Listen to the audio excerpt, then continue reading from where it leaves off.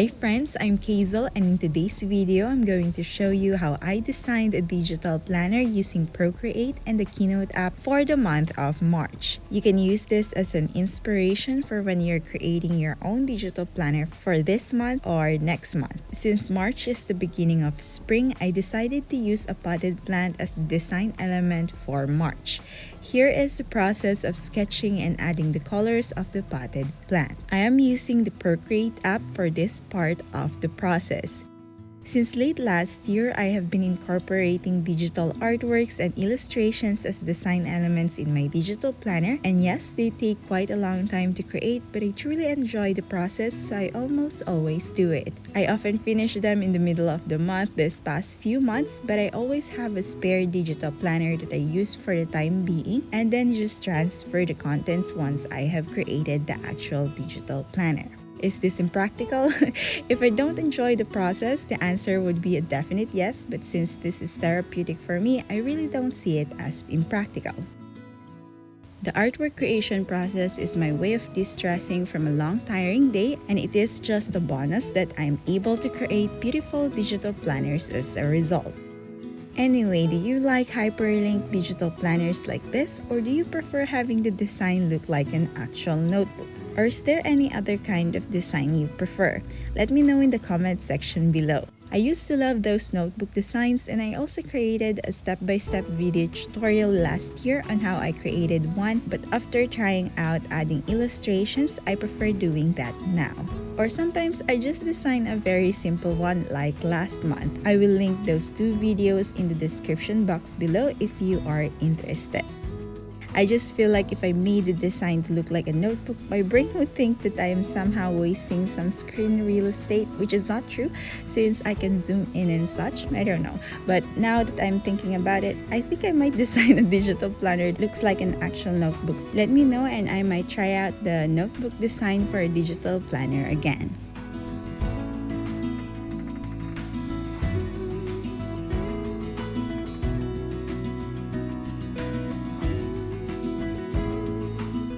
If you're wondering about the rectangular view in the lower left of my screen, that is the reference window, and you can activate it by going to the gear icon and under canvas, toggle on the reference. Since I just want to see my canvas at full size, I use my canvas as the reference.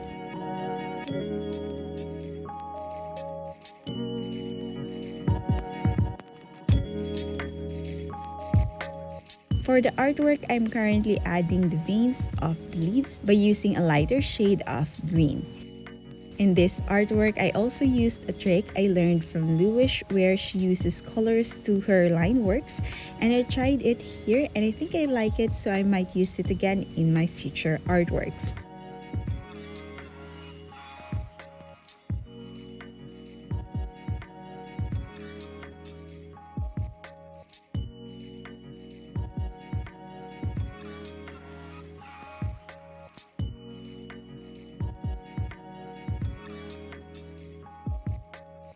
I've also been playing around the selection tool, which I often see professional artists use, and I love the shape it creates and the kind of freedom while drawing. So I use the selection tool and the color fill option to add the dark spaces on the artwork. On my previous artworks, I just used Procreate brushes to add those dark parts, and I realized that using the selection tool makes the process a little faster, but I will probably still use brushes sometimes because of the texture they add.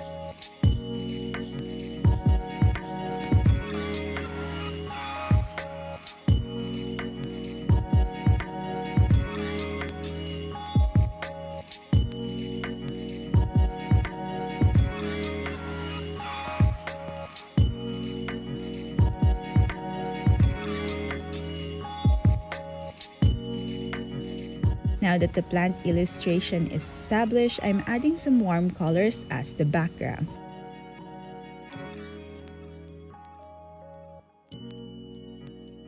I'm imagining that there is a light source in the top right area, so I'm adding the shadows with that idea in mind.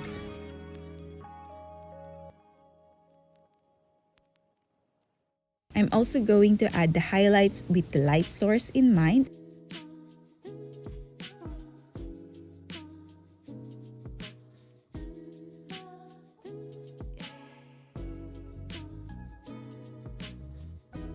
This design will actually be the design of the entire digital planner, so I am now going to start designing the digital planner part. I already have the overall design and layout of the digital planner in mind, and I'm just trying it out and seeing if I want to really use the idea or not, and I am exporting the designs as PNG files as I go.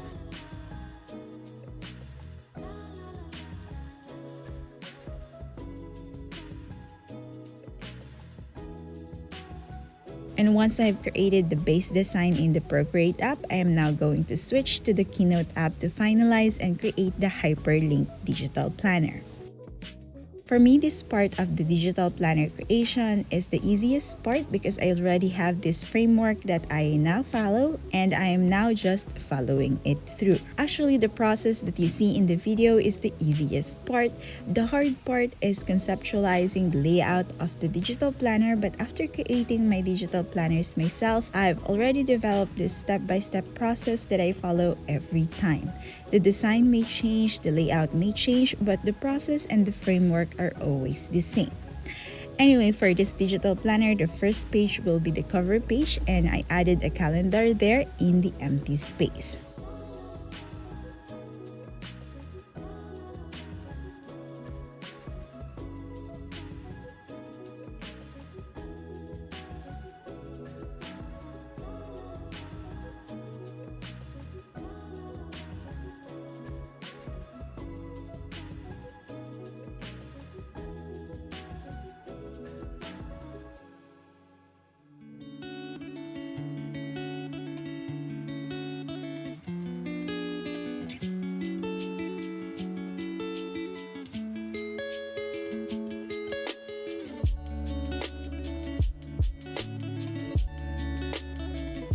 For the second page, I will use this as the overview page where I will categorize my tasks to 4 categories, which are events, personal, YouTube, and other social medias.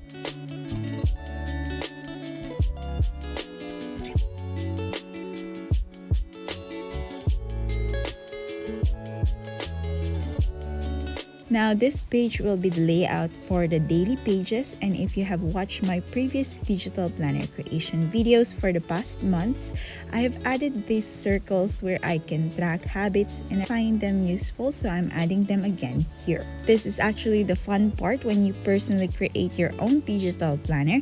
You can add the things that are working for you and adjust the layout to how your mind works, which makes digital planner amazing because you can make it in such a way that it will work for you and not the other way around. Now that the layout for the daily pages are set up, I'm creating the first few days and then just duplicate them after to make the process faster.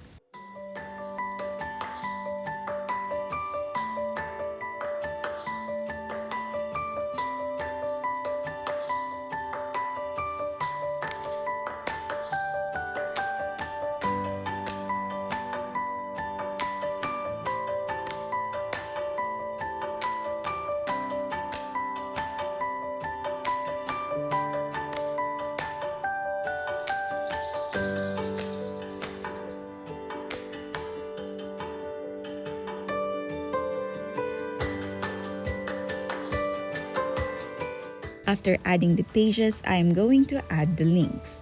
For the links, I want it to be simple with the date to be linked to the overview page.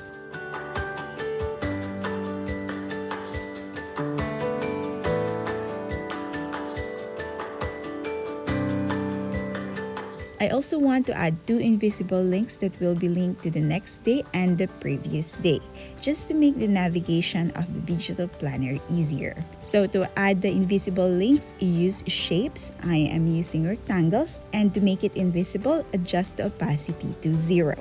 Then just add the links after.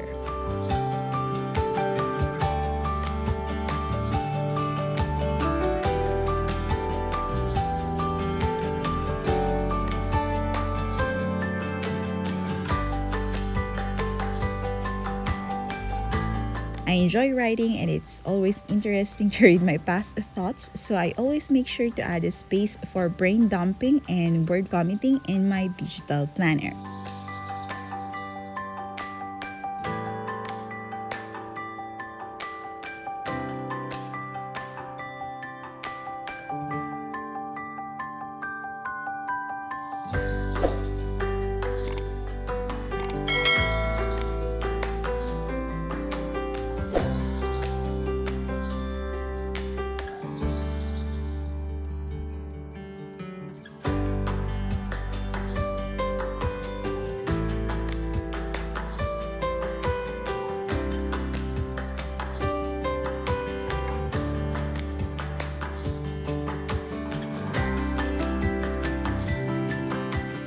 When adding links, make sure that you're adding the correct ones, and I advise that you take note of it in the creation of the layout. But if you're already comfortable and familiar with your design, you can go straight to adding the links.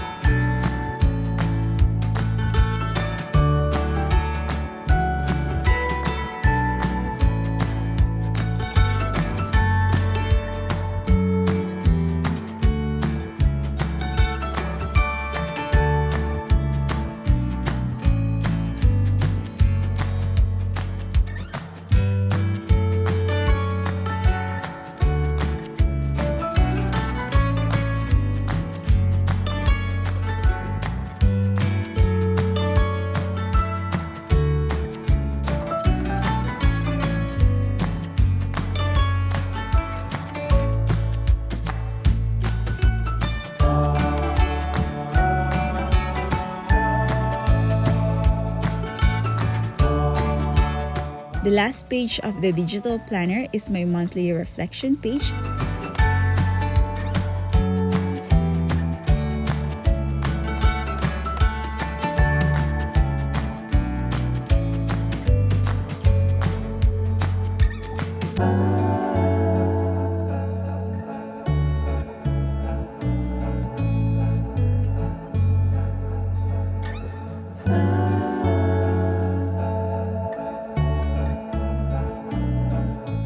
And that's it for the pages. But for the links, I will also be adding links to the daily pages in the overview page so that I can easily navigate between pages during my planning sessions.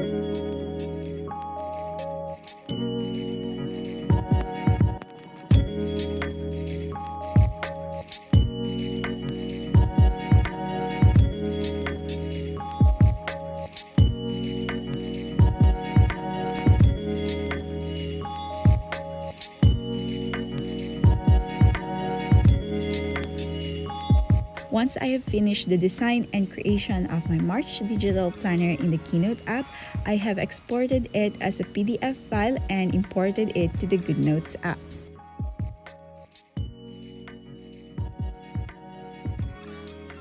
If you have any questions about the digital planner design and creation process or anything about digital planning stuff, leave them in the comment section below and I will do my best to help. And if you reach this part of the video, comment spring to let me know that you're going to be using your digital planner this season. This is Keizle, and until next time, bye!